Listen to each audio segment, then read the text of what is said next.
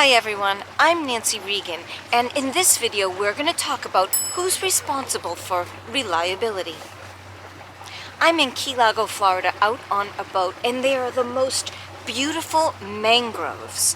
And the mangroves have a very intricate root system, and they contribute greatly to the ecosystem.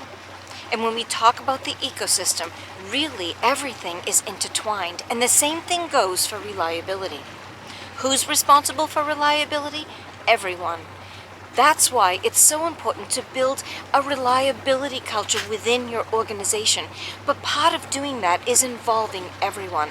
When you think about a piece of equipment and getting the reliability we need, there are a lot of different disciplines that are involved in that. We've got operators and maintainers and engineers and electricians and management and so on. So when you are working to get the reliability you need from your equipment, it's very important that you involve everyone. I'm Nancy Regan from Key Largo, Florida. Thank you for watching.